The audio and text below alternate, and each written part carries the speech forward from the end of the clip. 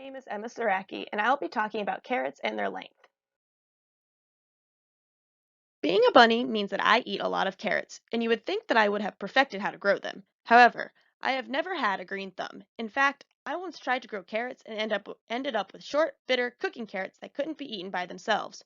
So, while being stuck at home, I decided to give carrot growing another shot.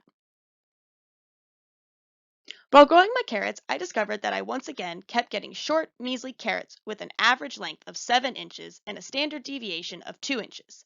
This was simply not going to stand.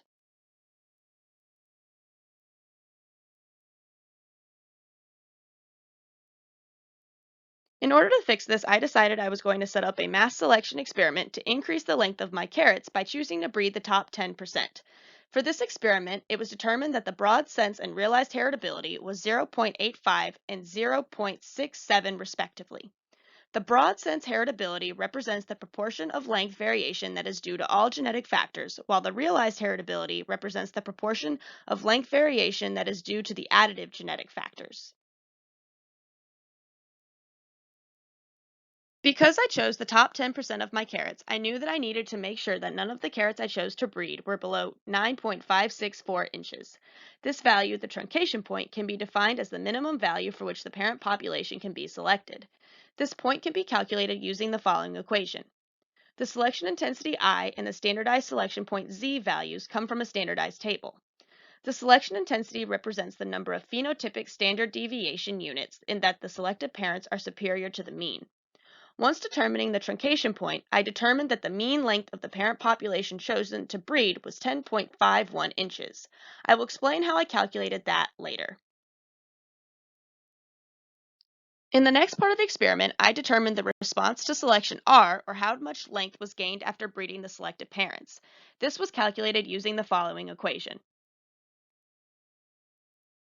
Once the selection response was calculated, I was able to determine the mean length of the progeny population x bar 1 to be 9.35 inches using the following equation. Once I discovered the mean length of the progeny population, I was able to create a normal distribution plot for the original population with the distribution plot of the progeny population overlaying it. The last portion to calculate was the selection differential S, which is the difference between the base population mean and the mean of the selected parents. This was calculated using the following equation. Through this definition, the mean of the selected parent population x bar S that I mentioned earlier could be back calculated to equal 10.51 inches.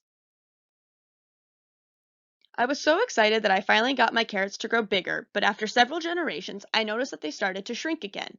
I was really disappointed, but I figured that it must have been that I reached the maximum size that my carrots could grow before their large size started to affect their fertility and the genes that they could pass on to other generations. I guess that means I will just have to keep buying carrots.